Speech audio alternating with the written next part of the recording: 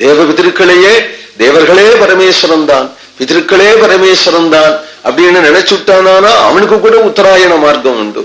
அப்படி நினைக்காதபடி அல்ப பலனை விரும்பி தெய்வங்களை உபாசிக்கிறவன், அல்ப பலனை விரும்பி பிதிருக்களை உபாசிக்கிறவனாக்கக்கூடிய கர்மட்டர்கள், ஞான லேசம் இல்லாதவர்களுக்கு சாந்திர மார்க்கத்தை காட்டுறவனாக பதீனாம் பதையே நமக, வழித்துணைவனாக இருக்கிறவர். சாஸ்திர ரீதியாக அர்த்தம் இது. அப்பை தீட்சிதருங்கிற மகான் இருந்தா இல்லையா, அவர் இங்கேதான் இந்த நாட்டில் தான், நடுநாட்டில் தான் இருந்தார். அவர் தொண்டை மண்டலத்துல தான் இருந்தார். பல மகான்கள்லாம் தொண்டை மண்டலத்துல தானே தோன்றினா, தொண்டை மண்டலத்துக்கு தான் ஓடி வந்தா, எங்கெங்கேயோ அவதாரம் பண்ணி விட்டு ஓடி வந்தா இங்க. சில பேர் இங்கேயே தோன்றினா, அடையப்பள்ளங்கிற ஊர்ல அவர் தோன்றி இருந்தார். அங்க ஆபத் சகாயன்னு சுவாமிக்கு பேர், மார்கபந்துன்னு சொல்லுவா அவரை, மார்கபந்துன்னு அவருக்கு பெயர். அப்பெல்லாம் வேலூர்ல சேவப்பநாயகன் அப்படிங்கிற ராஜா அரசாட்சி பண்ணிட்டு இருந்தான். அந்த அரசாட்சியில ஆஸ்தான வித்வானாக இருந்தார் அப்பை தீட்சிதர். பெரிய மகான், சிவபக்தர், சிவஸ்வரூபமே, பரமேஸ்வரனுடைய அவதாரமே அவர். அப்பேற்பட்ட ஒரு மகான், சர்வதந்திர ஸ்வதந்திரர், சர்வசாஸ்திரமும் அறிந்தவர். அப்பேற்பட்ட மகான் ராஜசபைக்கு போயிட்டு திரும்பி வரார். சில பேருக்கு அவரிடத்துல பிடிக்காத, அதுக்கு இவருடைய அவகுணம் காரணம் இல்லை, வைபவமே காரணம். அவகுணம் இருந்தா தான் பிடிக்காத்தனம் வரும்னு நினைச்சுக்காத. ஒருத்தருடைய வைபவத்தை பார்த்தாலையும் பொறாமைனால பிடிக்காத்தனம் வரும். ஏன்னா நமக்கு அது மாதிரி இல்லையே அப்படிங்கிற பிடிக்காத்தனம் வந்துடும். பிடிக்காத்தனமே கோபமா மாறிடும், துவேஷமே கோபமா மாறிடும், கோபமே கொலை பண்ணணுங்கிற எண்ணம் கூட வந்துடும். இவர் ஏதோ ராஜசபைக்கு போயிட்டு ராத்திரி வேளை போக வேண்டாம் அப்படின்னாலும் கூட அக்னிஹோத்திரம், சிவ பூஜை இருக்கு, எல்லாத்தையும் கையில எடுத்துட்டு போக முடியாது. சபைக்கு போயிட்டு சீக்கிரம் வந்துடலாம் தான் நினைச்சார். விதிவசமா நேரம் ஆயிடுத்து, ராத்திரி பாவம் வந்துட்டு இருக்கிறார். இவரை வழியிலேயே மறிச்சு ஆள விட்டு அடிக்கணும் அப்படின்னு தீர்மானம் பண்ணிருக்காளாம் விரோதிகள். அந்த ஆட்கள் வந்துட்டார்கள், தனி வழியில வந்துருக்கிறார். வரும்பொழுது அவர் மார்க்க பந்து ஸ்தோத்திரம் சொல்லிண்டே வரார். மகாதேவ சம்போ சம்போ மகாதேவ தேவேச சம்போ என்ன ஸ்தோத்திரம் பண்ணிட்டே வரார். இப்படி வரும்பொழுதே அவர்கள் வந்து வழி மறித்து தட்டியும் கையுமாக வந்து இவர்கள் மழிச்சு அடிச்சு போட்டு விடணும்னு வரும்பொழுதே உடனே பரமேஸ்வரன் ஒரு குதிரை சிப்பாயா வந்துட்டாராம். குதிரை சிப்பாயாக வந்து அந்த வழி மறிச்சவர்கள் எல்லாரையும் செம்மையா அடிச்சு விரட்டி அப்பைய தீட்சரை அழைச்சனும் வந்து வீடு வரையிலும் கொண்டு விட்டா அப்படின்னு சொன்னா, பதீனாம் பதயே நமஹா, நமக்கு வழி துணைவர். பரமார்த்த வழியில போனாலும் சரி, லௌகீக வழியில போனாலும் சரி, சரியான துணை அவர். எல்லாருமே கடவுள் துணை தானே சொல்றார். குப்பையர் துணை, சுப்பையர் துணைன்னா எழுதுறா, இல்ல எங்காத்து மாமா துணைன்னா எழுதுறா. கடவுள் துணை தானே எழுதுறது, மட்டும் கடவுள் துணை தான். யாராவது யாரோ மாதிரி வந்து காப்பாத்தினா கூட கடவுள் தான். தெய்வம் மானுஷ ரூபேன, மனுஷர் மாதிரி வந்து யாராவது உதவி பண்ணினா கூட கடவுள் தான் பண்ணினார். அப்படி நமோ பப்ருசாஜ விவ்யாதினே நாதாம் பதயே நமஹா. நமோ பப்ரு அப்படின்னா ரிஷபம், சிவபெருமானை வகிக்கிறதாகிய ரிஷபம், அதுல வாசம் பண்றதுனாலே, ரிஷப வாகனதா இருக்கிறதுனாலே பப்லுசாயே விவ்யாதினே, செம்மையா அடிப்பறான். யாரேன்னா பிடிக்கா துவேஷிகள். துவேஷிகள் யாராவது இருப்பாளா? அவருக்கு யாரையாவது பிடிக்கலேன்னு இருக்குவான். அவர் யாருக்கும் பிடிக்கலேன்னு இருக்காது, அவரை பிடிக்கலன்னு சில பேர் இருப்பார், அடிச்சு விடுவார். அடிக்கலாமா அவளை அப்படின்னா, ஏ கதா மாம் பிரபத்தியன், என்ன என்ன அடிச்சு விடுவார் அடிச்சு விடுவார் அடிச்சு விடுவான். அவன் தியானம் பண்ணா அடிச்சு விட்டேன். அதுக்கு துவேஷம் காரணம் இல்லையே, துவேஷம் காரணம் இல்லையே. பரீட்சத்து கேட்கிறான், இப்படி அசுரர்களாரையும் பகவான் அடிக்கிறாரே, அவருக்கு சமபுத்தி இல்லையான்னு கேட்கிறான். அதுக்கு அவர் சமபுத்தி தான்ப்பா, வரவாள் அப்படி இருக்கா. வரவாள் என்ன பண்ணுவார், நான் அடிச்சு விடுவாரு அடிச்சு விடுவார் அடிச்சு விடுவாரு அடிச்சு விடுவார் அடிச்சு விடுவாரு அடிச்சு விடுவார்னே தியானம் பண்றதுனாலே பகவானுக்குன்னு ஒரு சங்கல்பம் உண்டு இல்லையா. யார் எப்படி தியானம் பண்றாளோ அப்படி நான் இருப்பேன் என்று அவருக்குன்னு ஒரு சங்கல்பம் இருக்கு இல்லையா.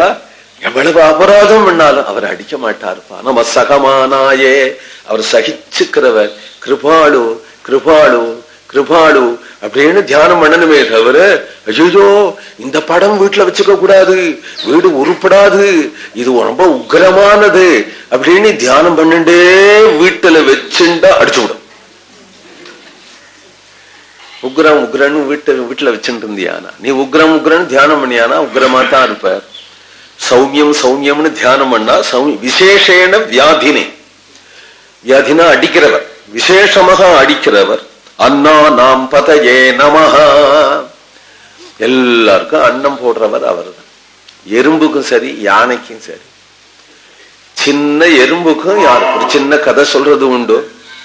பரமேஸ்வரன் ஊரெல்லாம் சுத்திட்டு வந்து களைச்சு வந்து உட்கார்ந்துட்டாரா. பார்வதி கேட்டாலாம், எங்கெங்கெல்லாம் போயிருந்தேன், எங்க போயிருந்தேன்?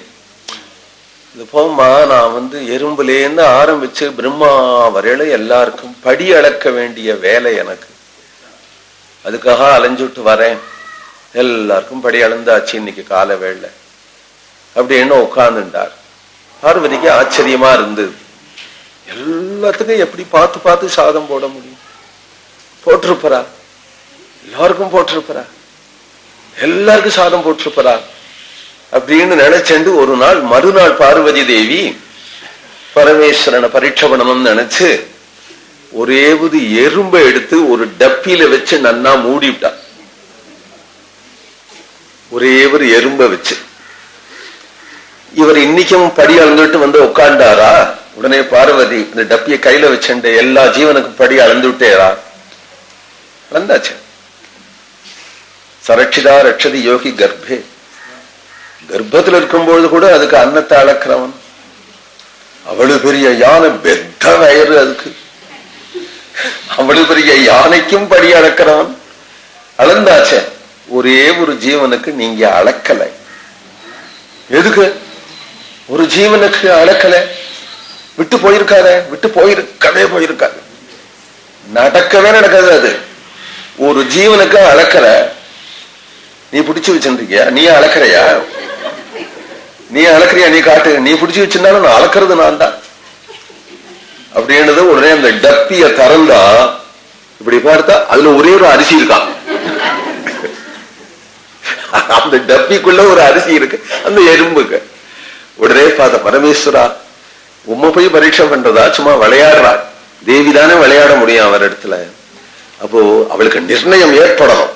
எல்லா குழந்தைகளுக்கும் இவர் சாதம் போட்டுட்டாரா அப்படின்னு ஜெகன்மாதா இல்லையா, அவளுக்கு நிர்ணயம் ஏற்படணுமே.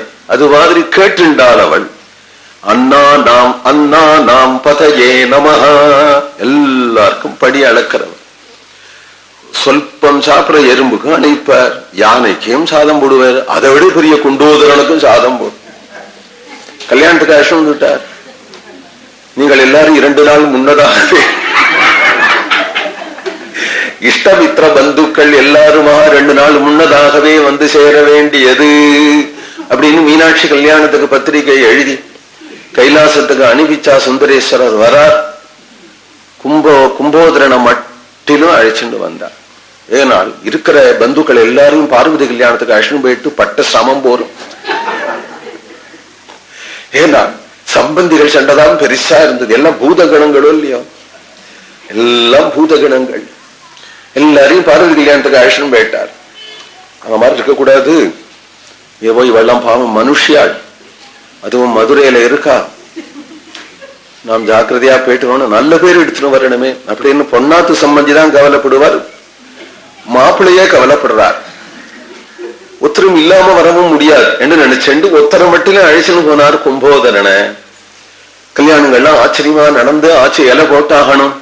மீனாட்சியனுடைய அம்மா உடனே சொல்றார், ஏராளமா சமைச்சு வச்சிருக்கேன், நீங்கள் பந்துக்கள் நிறைய வருவேன்னு நினைச்சுட்டு இருந்தேன். லோக பந்து இல்லையா நீங்க? கடைசியில சாப்பிடறதுக்கு ஒத்தரும் இல்லை, எல்லாம் மீந்து கிடக்க.